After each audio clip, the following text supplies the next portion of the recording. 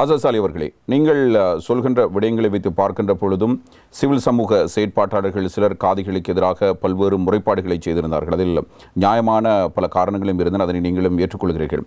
இதற்கு பிறகு வருகிற காதிகள் எப்படியானவர்கள்? ஓய்வு பெற்ற அதிபர்களா அல்லது அதற்கு ஏதேனும் ஒரு தகுதி அமைப்புகள் இருக்கிறதா? மார்க்கம் தெரிந்தவர்களா? மார்க்கம் தெரியமோனும் லோ தெரிஞ்சும் வைக்கணும். அது ரெண்டும் தெரிஞ்ச விஷயோட பிரத்யேகமான ஏதேனும் பாடத்திட்டங்கள் நாங்கள் எங்களோட இஷ்யூ அதில் அப்படி தான் இருக்குது. அதில் அப்ளிகேஷன்ஸ் கால் பண்ணணும். அதை ஜுடிஷியரி சர்வீஸ் கமிஷனால் தான் ஜட்ஜஸ் மாதிரி அப்பாயிண்ட் பண்ணுற மாதிரியே தான் அதே ப்ரொசஸில் தான் அவங்க ஒரு க்ரைட்டீரியாவோட வச்சு அவங்களுக்கு மார்க்கம் விளங்குறதும் அதே நேரத்தில் அவங்களுக்கு லோ தெரிஞ்சையும் இருந்தால் தான் இந்த வேலைக்கு லேசாக இருக்கும். இப்போ நாங்கள் பார்க்குறோம் ஒவ்வொரு காசி மாதிரி அவங்களோட வீட்டில் வச்சு இந்த ஃபங்க்ஷன்ஸை நடத்துகிறதும் ஆஃபீஸை நடத்துகிறதும் போன சரி டெலிஃபோன் நம்பரை வாங்கி எடுக்கிறதும் அதுக்கப்புறம் ராவில் அந்த குட்டிகளை படுக்க விட அமைக்கிறதும் இது எல்லாம் எங்களுக்கு வந்த கம்ப்ளைண்ட். எங்களுக்கு வார கம்ப்ளைண்ட்ஸை பார்த்தா காசி மாதிரி பேசுகிறதுக்கே எங்களுக்கு வெக்கமாக இருக்குது. அந்த மாதிரி ஒரு நிலைமைக்கு வந்துருக்கு. இனி இதெல்லாம் ஒரு முட்டுப்புள்ளி வைக்க தான் நாங்கள் ஜனாதிபதியோட சின்னம் அந்த எம்ஆர்சி பில்டிங் இருக்குது, 530 பில்டிங். அந்த பில்டிங்கை அரசாங்கத்தால் போன அரசாங்கத்தால் உடைச்சி ஒவ்வொரு Hindu cultural, Buddhist cultural, Christian cultural இப்படி கொடுக்கணும். அப்படி ஒரு டூமௌண்ட் கட்டிக்க பள்ளிவாசல் மாதிரி கட்டி வச்சுக்க பில்டிங்கில் அப்படி கொண்டு வந்து போட்டுட்டா இதே ஒரு பிரச்சனை. இது எங்களுக்கு இன்னும் கெட்டப்பட்டது. அதனால் எங்களுக்கு காசி கோர்ட் இருக்கு, காசி ட்ரைபுனலிக்கு, வக்குப் போர்டிக்கு, வக்குப் ட்ரைபுனலிக்கு, இது எல்லாத்தையும் ஒரு ஃப்ளோவில் கொண்டு வரணும். பப்ளிக் முஸ்லீம் லைப்ரரி கொண்டு வரணும். இது எல்லாத்தையும் நாங்கள் ஜனாதிபதி அவரும் அதை ஏற்றுக்கொண்டார். ஓகே, அது செய்வோம் என்று சொல்லி இப்போ அதுக்கு நடவடிக்கை இன்ஷால்லா நடத்துவோம். நாங்கள் போட்ட கோரிக்கை எல்லாம் உடனடியாக முஸ்லீம்களுக்கு தேவையான கோரிக்கை மட்டும்தான். அந்த கோரிக்கையை மட்டும் எங்களுக்கு இம்ப்ளிமெண்ட் பண்ணப்பட்டுச்சுன்னு சொன்னால் நிச்சயமாக நான் நினைக்கிறேன் மிஞ்சா ஒரு 2 வீக்ஸ்க்குள்ளே இதுக்கெல்லாம் ஒரு சொல்யூஷன் கிடைக்கும். அதுக்கு பார்க்க ஒரு பிரச்சனை தான் நுரைச்சோல் ஹவுசிங் ஸ்கீம்.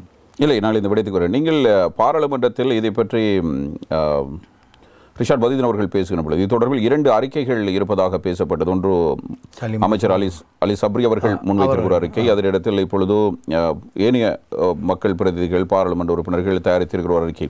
இந்த 2க்கும் இடையில் என்ன வித்தியாசம்? இல்லை, அலி சப்ரியோட அறிக்கை அந்த கோட்டாபேட காலத்தில் இருந்தால் அது கோட்டாபேட அறிக்கை. அலி சப்ரியோட அறிக்கையிலாவே கோட்டாபேட அறிக்கை. இந்த அறிக்கைக்கு நாங்கள் அன்றைக்கும் விரோதம் இன்றைக்கும் விரோதம், அதில் எந்த பிரச்சனையும் அதில் என்ன கண்டென்ட்ஸ்ன்றதை கூட நாங்கள் பார்க்க வேண்டிய அவசியம் இல்லை.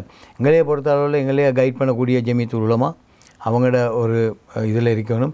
அதில் இப்போ ஒரு பாயிண்ட்டை பிடிச்சிக்கொண்டு ஆண்டுக்கு ஒரு நாள் நீங்கள் பேச்சுவார்த்தையில் எக்ரி பண்ணினீங்க தானே, 3-4 வருஷத்துக்கு பிறகு பெண் காசியை பற்றி பார்ப்போம் சொல்லி.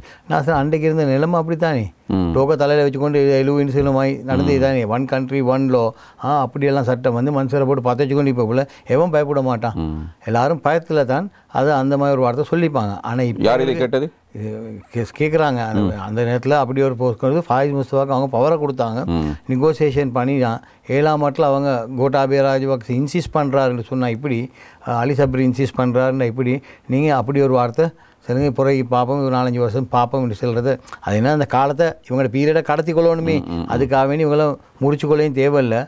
உதவியா உடம்படையும் அப்படி தான் இருந்துச்சு, எவ்வளோ விட்டு கொடுக்க வேண்டிய இருந்துச்சு. அதே மாதிரி விட்டு கொடுக்குற மனப்பாடில் நாங்களும் அதை அந்த இடத்துல எக்ரி பண்ணி தான். ஆனால் இப்போ அந்த ஒரு சூழ்நிலை எங்களுக்கு இல்லை.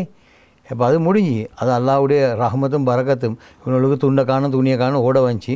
அதனால எங்களுக்கு இன்றைக்கி பிரச்சனை இல்லாமல் அந்த பிரச்சனையில் பேச்சில் ஜனாதிபதியோடு பேசி திருத்திக் கொள்ளலாம் என்ற நம்பிக்கை எங்களுக்கு வந்திருக்கு.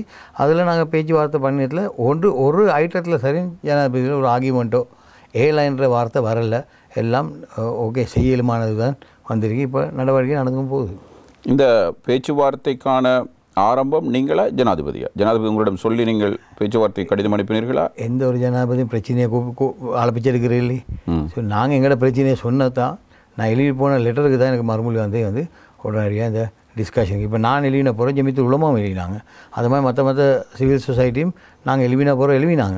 எழுதின நேரம் கூட அவங்களுக்கு சொல்லப்பட்டேனேண்டா ஓகே ஆசாத்துக்கு நாங்கள் அப்பாயின்மெண்ட் கொடுத்திக்கோம், அந்த டெலிகேஷனில் நீங்கள் வாங்கினோம். அப்போ நாங்கள் ஜமீத்துல் உலமாக்கும் 2-3 பேர் கொடுத்தோம் வாங்கிட்டு சொல்லி 22 பேர் உள்ள எடுத்துவோம் போனோம். நாங்கள் எல்லா கம்யூனிட்டியும் ரெப்ரசன்ட் பண்ணினோம்.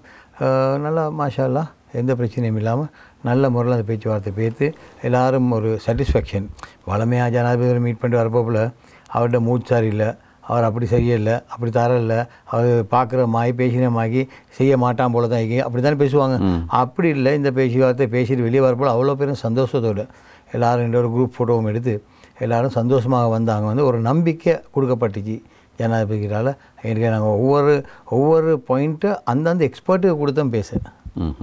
ஐ திங்க் டிஸ்கஷனில் பியூட்டின்னா வளமே எல்லாரும் பேசுவாங்களே. இப்போ 15 பேர் எம்பிமார் பேசியிருந்தால் 15 பேர் 15 விஷயத்தை பேசிப்பாங்க. அவங்க டாப்பிக்கே விளங்காத எஜெண்டாவும் இல்லாமல் தான் பேசிப்பாங்க. நாங்கள் அப்படி இல்லை, எஜெண்டாவை கொடுத்து பிரசிடென்ட் வந்து சரி பிரசிடென்ட்டுக்கு முதல் எஜெண்டாவை கொடுத்தோம். நாங்கள் என்னத்தை டிஸ்கஸ் பண்ண போகிறோம் அந்த டிஸ்கஷனை நாங்கள் அப்படியே கொண்டு போனோம். சில டாபிக் ஃபாயிஸ் முஸ்வாக்கு இந்த ஆட்களை அரெஸ்ட் பண்ணி வச்சுக்கிறது, மதரசாக்கள் பள்ளிவாசல் மூடிக்கிறத ஃபாயிஸ் முஸ்தஃபாக்கு, மத சிவில் அமைப்பு ஒரு ஆளுக்கு, அப்படி ஒவ்வொரு இஷ்யூவும் நுரைச்சல் ஹவுசிங் ஸ்கீம் ஒரு ஆளுக்கு இப்படி பிரித்து கொடுத்து எல்லாத்துக்கும் ஒரு ஆப்பர்ச்சுனிட்டி கொடுத்தோம் அந்த சப்ஜெக்டை பேச. அது நல்லா இருந்துச்சு. இந்த சந்திப்பில் விசேடமாக கவனிக்கப்பட்ட ஒரு விடயம்தான் சட்டத்தரணி ஹிஜாஸ் ஹிஸ்புல்லா, டாக்டர் ஷாஃபி ஷியாப்தீன் ஆகியோரை இணைத்து கொண்டு சென்றது. இதற்கு விசேட காரணங்கள் ஏதேனும் இருந்ததா? உண்மையிலே ஜனாதிபதி இவர்களை விழித்து பேசினாரா? உண்மையிலே நான் வந்து அந்த குழுவில் அவங்க 2 பேரை கொண்டு போகணும் என்று நினைச்சேன்னு சொன்னால் இன்னமும் அநியாயத்துக்கு ஆளாக்கப்பட்ட தான் டாக்டர் ஷாஃபி. டாக்டர் ஷாஃபியை வந்து கோர்ட்டால் அவரை ரீஇன்ஸ்டேட் பண்ண சொல்லி டெக்னிக்கல் கமிட்டி ஒன்று போட்டாங்க. இப்போ எம்சி கோர்ட்டுக்கு நடந்திருக்க ரிப்போர்ட் வந்து அவன் அந்த ஹாஸ்பிட்டலில் இந்த டிரெக்டர் அவர் பண்ண இன்வெஸ்டிகேஷனும் அவரோட குரூப் ஆஃப் அந்த ஜாதிவாதி அங்கேயும் சொல்லுவாங்களே அந்த கம்யூனலாக திங்க் பண்ணுற அந்த குரூப்பும் செஞ்ச ரிப்போர்ட் தான் கோர்ட்டில் எம்சி கோர்ட்டில் கொடுக்கப்பட்டீங்க. அண்மையில் நிராகரிக்கப்பட்ட வழக்கு. ரைட். இல்லை நிராகரிக்கல் இன்னும் அந்த வழக்கு போகுது. குருநேகல கோர்ட்ஸில் போகிற வழக்கு இன்னும் போகுது. அப்போ இங்கே வந்து சுப்ரீம் ஹைகோர்ட்டால் இந்த கோர்ட் ஆஃப் அப்பீலால் கொடுத்த ஆர்டர் வந்து அவரோட சேலரியை உடனே கொடுக்கணும், அவரை ரீஇன்ஸ்டேட் பண்ணுங்க. அப்போ டெக்னிக்கல் கமிட்டி போடுறாங்க ஹெல்த் மினிஸ்ட்ரியால். அதுதான் பியூட்டி. இப்போ அவன் எங்களோட டிரெக்டர் குருநேகல் ஹாஸ்பிட்டல் பண்ணுற இன்வெஸ்டிகேஷன் 100% ராங்னு சொல்லி ஹெல்த் மினிஸ்ட்ரி டெக்னிக்கல் கமிட்டி சொல்லுது. அப்போ அதில் வந்து எக்ஸ்பர்ட்ஸ் இப்போ அப்படி இருக்க போப்பிலே கூட ப்ரொஃபஸர் வில்ஃபர்ட் பெரேரா அந்த மாதிரி ப்ரொஃபஸர் மாதிரி எத்தனை பேர் இதெல்லாம் ராங் இதெல்லாம் போயின்றது ஸ்டார்ட்லேருந்தே சொன்னாங்க. அவங்கெல்லாம் சில ஆட்கள் ரைட்டா. அப்போ அவங்க வந்து அந்த மெடிக்கல் ப்ராக்டிஷனர்ஸ் மட்டும் இல்லை, அவங்க சர்ஜன்ஸ் அவங்க கூட அதை வெரி கிளியராக சொன்னாங்க ஷாஃபியோட விஷயத்தில் இது எல்லாமே போயின்னு சொல்லி.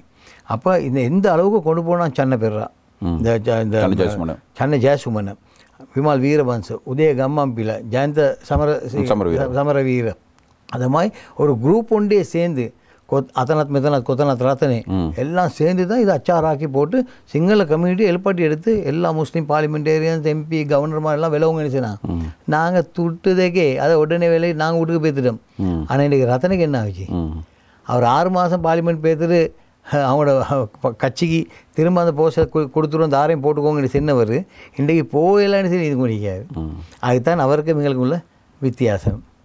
இனி இந்த மாதிரி இதில் அவருக்கு நடந்த அநியாயங்களை உடனடியாக ஜனாதிபதி சொன்னோம், இது ஒரு முட்டுப்புள்ளி வைக்கணும். இப்போ இது முடிஞ்சு இப்போ 1 வருஷம் நீங்கள் வந்து இதுக்கு முடியுது இல்லை. ஏன் முடியுது இல்லை? காரணம் இப்போ சொன்னாங்க தானே எங்களுக்கு இன்டர்நேஷ்னல் கம்யூனிட்டியால் சல்லி வரும், இந்த உம்மமார் எல்லாத்தையும் கொண்டு போயிடுது. இப்போ இவர் 4000 உம்மமார் வதை பண்ணப்பட்டு அதுக்கப்புறம் அது 8000 ஆயிடுச்சு. அதுக்கப்புறம் வந்தது எவ்வளோ 186 பேர் தான் வந்தாங்க. அதில் இன்வெஸ்டிகேஷன் 134 பேர் புள்ள கிடைச்சிருக்கு. புள்ள கிடைக்காதுன்னு 134 பேர் புள்ள கிடைச்சி. அப்போ அப்படி ஒரு பிரச்சனை வந்து கடைசியில் ரத்தன சென்னார் வந்து இன்டர்நேஷ்னலில் எங்களுக்கு சளி வருவது உடனடியாக இவங்களோட டெஸ்ட்டை ஸ்ரீலங்காவில் பண்ண தேவையில்லை, ஃபாரின் அனுப்பி செய்ய மேலும் அப்படி இங்கே செய்கிறதுனால அவங்க ஃபண்ட் பண்ணுறேன்னு சொன்னாங்க. இப்போ அந்த ஃபண்டிங் எங்கே போச்சு? அப்போ அந்த டெஸ்ட் எல்லாம் எங்கே போச்சு? ஏன் டெஸ்ட்டை பண்ணாமல் இருக்கிறீங்க? பண்ணிக்கிங்க. இப்போ முன்னுக்கு வரத்துக்கு உதவி.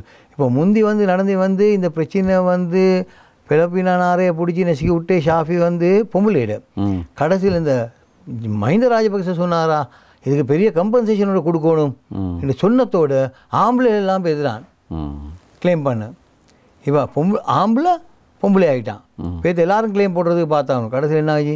ஒரு கிளைம் கிடைச்சிச்சா இல்லாட்டி ஒரு வழக்கம் உங்களுக்கு வச்சுக்கொள்ளலாம் போயிடுச்சு? ஒன்றுமே இல்லை. ஸோ இந்த மாதிரி ஒரு பொய்யான குற்றச்சாட்டை போட்டு கேம்பெயின் பண்ணி இதுதான் ஹேட் ஸ்பீச். இதை முதல் நிப்பாட்டணுன்றதை நாங்கள் ஜனாதிபதிக்கு சொன்னோம். அப்போ அதுக்கு லாஸ் இருக்கிறது போதும், பெரிய லா எல்லாம் கொண்டாட வேண்டிய அவசியம் இல்லை. இருக்கிற லா போதும், இம்ப்ளிமெண்டேஷன் தான். ஏன் முஸ்லீம்களுக்கு மட்டும் இது இம்ப்ளிமெண்ட் ஆகுது இல்லை? இன்றைய தான் நாங்கள் ஜனாதிபதி அதுவும் ஓகே. மதரசா பள்ளிவாசல் அடுத்த இஜாஸ் ஹிஸ்புல்லா வந்து ரணில் விக்ரமசிங்கே திரும்ப பிரைம் மினிஸ்டர் ஆக்கிறதுக்கு பாடுபட்டதுனால தான் அவரை அரெஸ்ட் பண்ணப்பட்டுச்சு. அந்த கேஸில் ஆக பெரிய ரோல் ஒன்று ப்ளே பண்ணி இஜாஸ் ஹிஸ்புல்லான்றது எல்லாத்துக்கும் தெரியும். அந்த காரணத்துக்கு தான் இப்போ இன்னும் என்னத்தை ப்ரூவ் பண்ணப்பட்டீங்க? இப்போ எங்களோட தெரிஞ்ச மௌலவிமார் நாங்கள் உள்ளுக்கு இப்போ போல் நாங்கள் பார்த்தோம். சில மௌலவிமாரை கொண்டு அடி எப்படின்னா அப்படி அடி அடித்து கேட்டேன்னா இஸ்புல்லா ஜாரானோட வந்தேன்னு சொல்லு, இதுதான் சொன்னாங்க. போலீஸ்காரன் வேறு ஒன்றும் பேசலை, அடித்து சொன்னேன், நீ ஏற்றுக்கோ, உடனே ரிலீஸ் பண்ணுறோம். அப்போ வந்தமாக அநியாயம் நடந்துச்சு. இப்போ இன்னமும் அந்த கேஸுவல் புத்தகம் இப்போ இஜாஸ் வந்து இங்கே கொழும்புல இருந்து கொண்டு அடிக்கடி புத்தகத்துக்கு போகணும் கேஸுக்கு. அப்போ இது ஒரு முடிவுக்கு வரணுமே. ப்ரூஃப் இருந்தால் அந்த ப்ரூஃப் இருக்கிற தாரை பற்றி நாங்கள் பேசமான சமுதாயம் என்ற முறையில் எங்களுக்கு தாரான் எவ்வளோ கேவலப்படுத்துவான், எவ்வளோ அநியாயம் செய்வான், இவன் நேரத்தோடு அரெஸ்ட் பண்ணுங்கன்னு இலங்கையில் செஞ்சவன் நான் மட்டும்தானே. 2017 மார்ச் 10 நான் வந்து நடந்த ப்ரெஸ் கான்ஃபரன்ஸில் சொல்கிறேன், ஜாரான்ற ஒருத்தன் வாரான், இவனால் பிரச்சனை வரப்போகுது, இவனை கைது பண்ணுங்கன்னு சொல்கிறேன். அதை கேட்டிருந்தாங்கண்டா இன்றைக்கி இந்த அழிவு வந்து இருக்காது. அதை கேட்கலையே. நாங்கள் செல்கிற எது தான் பொய்யாச்சு. இன்றைக்கி நாட்டில் எல்லா நேரத்தோட சொன்ன எல்லா விஷயங்களும் அது சரியாக வந்துச்சு. ரணில் விக்ரமசிங்க பிரைம் மினிஸ்டர் ஆகிறத சொன்னோம், பார்லிமெண்ட்டுக்கு வாரத்தை சொன்னோம், ஜனாதிபதி ஆகிறத சொன்னோம், எல்லாம் நடந்துச்சு தானே. அதே மாதிரி நாங்கள் சொன்ன எல்லா இதுவும் அல்லாட கிருபையை கொண்டு எல்லாம் சரியாக தான் வந்துச்சு. அதே மாதிரி மற்ற வேலையிலும் சீக்கிரமாக சரியாக வரும்ன்ற நம்பிக்கை எனக்கு இருக்கு. நீங்கள் கையில் அடித்த மற்றொரு விவகாரம் தான் நுரைச்சோலை விடுவிப்பு திட்டம். அது மிக நீண்ட நாட்களாகவே சர்ச்சைக்குரிய ஒரு விவகாரமாக எத்தனையோ அரசியல்வாதிகள் இருந்தாலும் அதனை மக்களிடம் கையளிக்க முடியாத ஒரு கையற நிலையில் அது இருந்து வந்தது. இதை பற்றி நீங்கள் ஜனாதிபதியிடம் எந்த விடயத்தை எத்தி வைத்தீர்கள்? அதற்கு ஜனாதிபதி அளித்த பதில் என்ன? உண்மையில் இதில் வரலாறு ஒன்றியே எம்எச்எம் அஷ்ரஃப் அவர்கள் புல்டோஸ் பண்ணுற நேரம் தான் இந்த பிரச்சனை ஆரம்பிச்சு. நினைவிக்க ஆகிக்கும் உங்களுக்கு.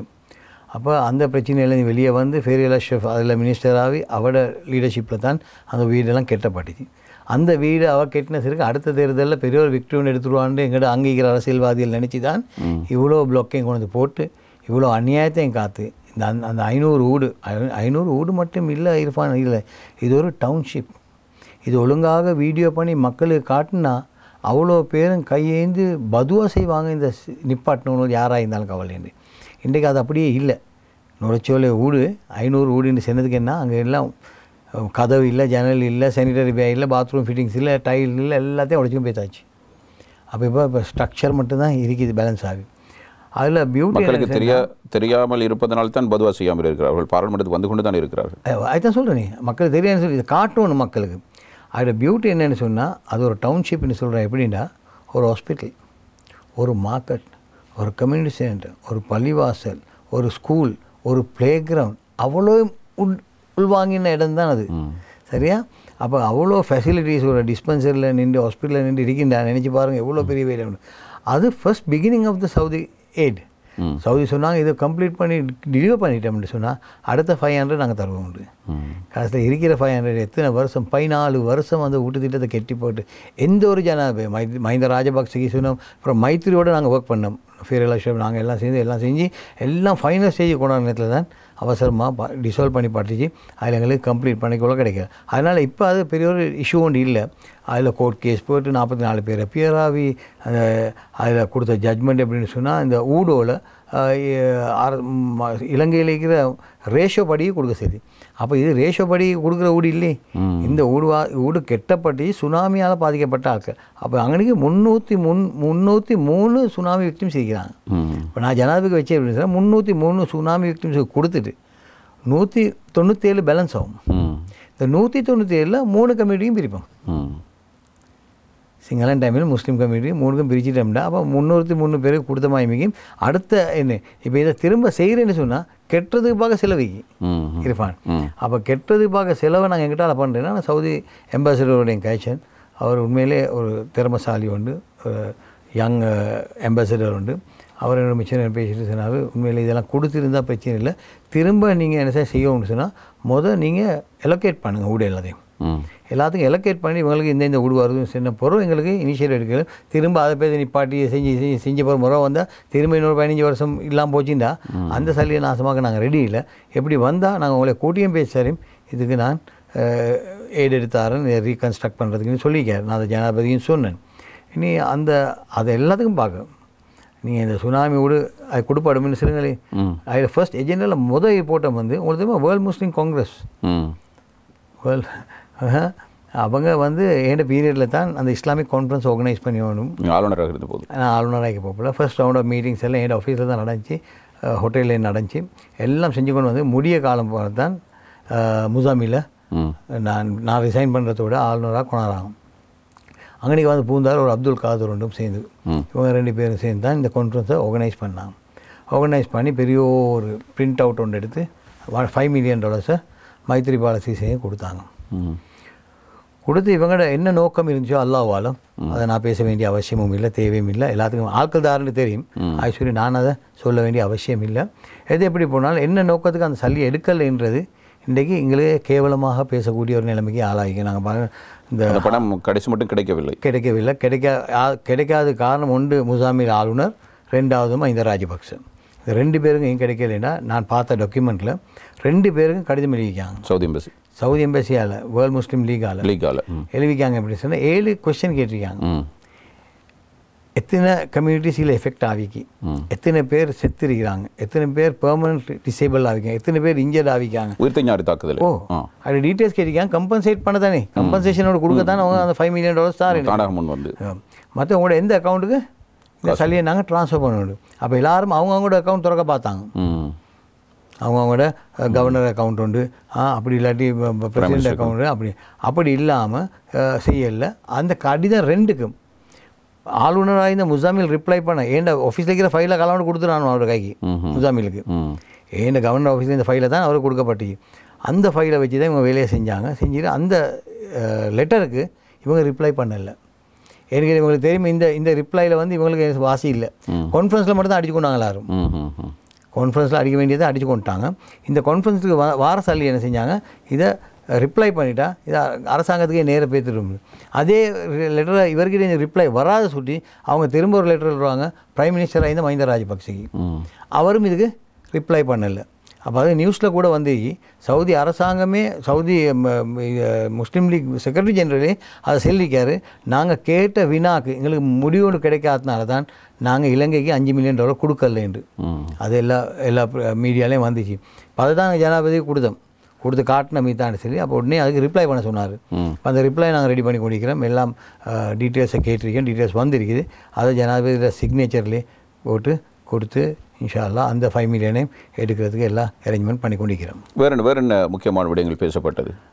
பள்ளிவாசல் மூடப்பட்டிக்கு, மதரசாக்கள் மூடப்பட்டிக்கு, எங்களோட உலமாக்கள் வார ஆட்களுக்கு வீசா கொடுக்கறது ஒரு பெரிய ஒரு ப்ரொசஸ் பண்ணிக்கு.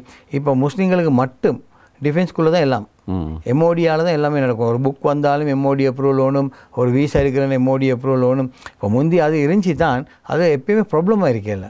அதை வந்து அவங்க சரிஃபை பண்ணி எம்ஓடியால் எங்களுக்கு வந்து 36 பேர் லிஸ்ட் அப்ரூவ் பண்ணி தந்துட்டா அது இமிக்ரேஷனில் கொடுத்து வச்சா வருஷம் ஆட்டோமேட்டிக்காக ரினியூ ஆகும். பிரச்சனை ஒன்று வந்தால் தானே இந்த ஆள்கிட்ட பிரச்சனை ஒன்றிருக்குன்னு அவர் ஒரு ஆளை ரிப்போர்ட் பண்ணுற எல்லாமே. இது வந்து எல்லாத்துக்குமே இப்போ ஒரு பிரச்சனை. ஒரு புக் ஒன்று வந்துடும் 3-4 மாதத்துக்கு புக்கை வெளியே எடுத்துக்கொள்ளலாம் கஷ்டம். டெமரேஜஸ் எல்லாம் நாங்கள் கட்டணும். அந்த மாதிரி குர்ஆன் ஆரம்பிச்சு கூட இல்லாத நிலைமை அந்த மாதிரி அதெல்லாம் டிஸ்கஸ் பண்ணி நாங்கள் சொன்னோம். முந்தி என்ன ப்ரொசஸ் இருந்துச்சோ, முந்தி வந்து எம்ஆர்சியால் ஒரு சர்டிஃபிகேட் எடுத்துக்கொண்டு போனால் புக்கை ரிலீஸ் பண்ணோம். நாங்கள் இன்றைக்கி ஃபர்தர் பேத்து பிரசிடென்ட் சொன்னோம். அது மட்டும் இல்லை, எங்களுக்கு 2 authorities ரெஸ்பான்சிபிள் ஆகிக்கணும். புக் கொண்டு வந்தால் அந்த புக்கை ஃபுல்லாக ரீட் பண்ணி அது நல்ல மீன் சொல்லி இலங்கைக்குள்ளே ரீட் பண்ணுறதுக்கு நல்ல மீன் சர்டிஃபிகேஷன் தரணும், ஜமீத் உலமா தரணும். அவங்கள்ட்டால் அந்த அப்ரூவல் வந்து அங்கே இந்த எம்ஆர்சியை கொடுத்து எம்ஆர்சி கவுண்டர் சைன் பண்ண போகிறது தான் அந்த புக்கை ரிலீஸ் பண்ணணும். இதை எம்ஓடியில் ரிலீஸ் பண்ணணும்னா எம்ஓடிக்கு என்ன தெரியும்? எம்ஓடிக்கு என்ன தெரியும்? அப்போ அதனால் எம்ஓடி இன்டர்ஃபியரன்ஸை கம்ப்ளீட்டாக இந்த எல்லா விஷயத்துலேருந்து கழட்டிடணும். இப்போ இந்த மாதத்துக்கு ஒருக்கா பள்ளிக்கு போகிறதும் மதரசாவுக்கு போகிறதும் கேள்வி கேட்குறதும் இது என்ன இது? ரைட். அப்போ நாங்கள் செஞ்ச வேலை இல்லை.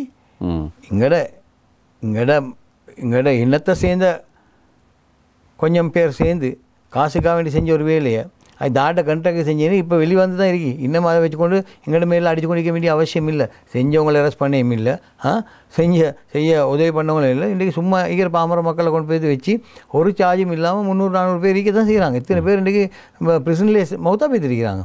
அதுக்கெல்லாம் ஒரு முடிவு காண தான் நாங்கள் அந்த ப்ரொப்போசலை கொடுத்தோம். நாங்கள் ஒரு கண்டிஷன் கொடுத்தோம், யாராவது கொஞ்சமாவது ஒரு கனெக்ஷன் இருந்தால் அவங்கள பற்றி நாங்கள் ரிலீஸ் கேட்கவும் இல்லை, அவங்கள வெளியே தாங்கன்னு கேட்கவும் இல்லை, அந்த பள்ளிவாசலில் திறந்தாங்கன்னு கேட்கவும் இல்லை. இவர்கள் குற்றவாளிகள் நிரபராதிகள் என்று யார் தீர்மானிப்பது? நீங்கள் தீர்மானிக்கிறீர்களா? இப்போ நாங்கள் தீர்மானிக்கிறீங்களே. இப்போ லோ நீக்குது. இப்போ லோவில் எடுக்கிறீங்க ஒரு ஆளை எடுத்தால் நீங்கள் ப்ரூஃப் பண்ணணும் தானே. ப்ரூஃப் இல்லாத எல்லாம் வந்து இன்னசென்ட் வருது தானே. You're proven unless you proven guilty you're innocent. அதுதானே லோவும் சொல்லுது. அப்போ நீங்கள் வந்து இன்னசென்ட்டாக இருந்து கொண்டு நீங்கள் என்பது கஷ்டப்படணும். அப்போ அதுக்கு வந்து நாங்கள் ஒரு வாய்ஸை ரேஸ் பண்ணலாட்டி சமுதாயம்ன்ற முறையில் லீடர்ஸ்மார்ன்ற முறையில் நாங்கள் வந்து இதை ஜனாதிபதியில் பேசி செய்யலாட்டி அந்த ஆட்கள் அந்த குடும்பம் சில ஆட்கள்கிட்ட பிரெட் வின்னர் உள்ளுக்கு அந்த குடும்பம் கஷ்டப்படுது. எத்தனை பேர் இன்றைக்கி கஷ்டப்பட்டு குடிக்கிறாங்க, எத்தனை தாய் தகப்பனுக்கு வருமானம் ஒன்றும் இல்லை, சம்பாதிச்சு கொடுக்குற மகன் உள்ளுக்கு இருக்கிறாரு. அப்போ ஒரு குற்றச்சாட்டிக்குதா ஒரு சாட்சி தென்னா சாட்சியை ரீட் பண்ணுங்கள், அதை எக்ஸ்பீரியட் பண்ணுங்கள், பிரச்சனை இல்லை. அதுதான் நாங்கள் சொல்கிறோம். நீங்கள் இந்த விடயத்தில் ஒரு தீவிர முயற்சியினை எடுக்கிறீர்கள். ஆனாலும் இவ்வாறு ஒரு சம்பவம் இடம்பெறுவதற்கு முன்பு நீங்கள் சஹரானை பற்றி பேசியிருந்தாலும் அதை பற்றி விரிவாக யாரும் கண்டுகொண்டதாக தெரியவில்லை. எமது சமூகத்திலும் யாரும் அதனை விழிப்புணர்வோடு பார்த்ததாக தெரியவில்லை. இவ்வாறான சம்பவங்கள் எதிர்காலத்தில் நடக்காமல் இருக்க ஜமித் உலமா போன்ற இயக்கங்கள் என்ன செய்யும்? இல்லை நான் செஞ்ச மட்டும் இல்லை, நான் ஜமித் உலமா கொண்டு போய்த்து செக்ரட்டரி டிஃபென்ஸோட எத்தனை மீட்டிங் வச்சுட்டேன். 2015 ஜமித் உலமா நாங்களும் பேர்த்து செக்ரட்டரி டிஃபென்ஸ் மாதிரி இந்த 3 பேர் இருந்தாங்க அந்த காலத்தில் நிற்கிறேன். அந்த 3 வருஷத்தில் 4 வருஷத்தில் 3 பேர் இருந்திப்பாங்க. அந்த 3 பேரையும் ஜமித் உலமா நான் மீட் பண்ணிக்கேன். எதுவும் நடக்கவில்லை. எல்லாம் செஞ்சு எல்லாம் ஸ்டடி பண்ணி எங்களை ஒவ்வொரு விஷயமா இஷ்யூஸ் எல்லாம் ரிசால்வ் பண்ணி தந்தாங்க. இந்த செக்ரட்டரி மாரை நான் ப்ளேம் பண்ண மாட்டேன், எங்களுக்கு இந்த இஷ்யூஸ் எல்லாத்தையும் அவங்க ரிசால்வ் பண்ணி தந்தாங்க. ஆனால் இந்த ஜாரானுடைய விடயத்தில் தான் உண்மையிலே அவருக்கு வாரண்ட் எடுத்து தான் இருந்துச்சு அரெஸ்ட்டுக்கு. அதை இம்ப்ளிமெண்ட் பண்ண விடாத இதாருன்றது தான் இன்ன வரைக்கும் இன்வெஸ்டிகேஷன் முடியலை. அதுதான் அந்த கமிஷன் ரிப்போர்ட்டில் கூட வந்ததோல வெளியாக்கி அந்த எல்லாத்தையும் சரியான இங்கே நாட்டில் இப்போ நாங்கள் பார்க்குறோம் வேறு ஊரும் இல்லை. ஜனாதிபதி ஐந்தவனும் ரிமாண்ட் பண்ணப்பட்டிருக்கான், மினிஸ்டரும் ரிமாண்ட் பண்ணப்பட்டிருக்கான், எம்பி இலங்கையில் ஒரு எம்பி இன்ன வரைக்கும் சென்டென்ஸ் பண்ண வரலாம் நாங்கள் பார்க்கவே இல்லை. எவ்வளோவெல்லாம் களவண்டானோ, எவ்வளோலாம் களவண்டிருக்கானோ, எவ்வளோ எல்லாம் இருந்தும் கூட எல்லா ப்ரூஃபும் இருந்தும் கூட இந்த நாட்டில் அந்த சிஸ்டம் அப்படியே இருக்குது. இதை மற்ற நாடுகள் மாதிரி எடுத்து வந்தால் தான் இப்போ சந்திரிகா என்ன சொன்னால் வந்து அவட பீரியடில் சொன்னால் வந்து நான் கோல்ஃப் ஃபேஸ்லாம் அவகானம் வேண்டாம் நடஞ்சாது இல்லையே, ஒரு ஜனாதிபதியும் நடக்கலை. இப்போ எங்களை விஜயமாக முஸ்லீம்களோட விஜயம் வர்ற நேரத்தில் இந்த தலைமத்துவத்துக்கு அட்வைஸ் பண்ணையும் இல்லைங்கடாக்கள் இருந்த எம்பிமார் மினிஸ்டர்ஸ்மார் அவங்க பேர்த்து அதுக்காக போராடையும் இல்லை. அதனால தான் அந்த ஜனாதிபதிமார் எங்களே கம்யூனிட்டி அப்படியே விட்டு போட்டாங்க. இப்போ நாங்கள் இதில் உடையல இந்த ஜனாதிபதி வந்து 2005 ஜனாதிபதி ஆக வேண்டிய ஆள் தான். அவரோட வெற்றியை வந்து மஹிந்த ராஜபக்ச பிளாக் பண்ணி 6 லட்சத்தில் வெத்துற ஜனாதிபதியை அந்த தேர்தலில் தோக்கடிச்சு 1,80,000 ஓட்டில் நான் இதை டிஸ்கஸ் பண்ண ஒரு நேரத்தோடு தோக்கடிச்சு விட்டுக்கு அனுப்பினேன். ஆனால் கடைசியில் எப்படி சுற்றி வஞ்சின்னு பாருங்கள். 69 லட்சம் எடுத்தவனுக்கு ஓடி போக வந்துச்சு, தோத்தவனுக்கு பதவி வந்துச்சு. இது தார்டு ஏற்பாடு அல்லாட ஏற்பாடு. ஆனால் நான் அதை தான் 1 மந்த்துக்கு வெளியே வந்து ப்ரெஸ் கான்ஃபரன்ஸ் வச்சு நான் சொன்னேன், 1 மாதத்தில் கோட்டாபய ராஜபக்ச துண்டை காணும் துணியை காணும்னு ஓடுவார்னு சொன்னேன். நடந்துச்சு தானே.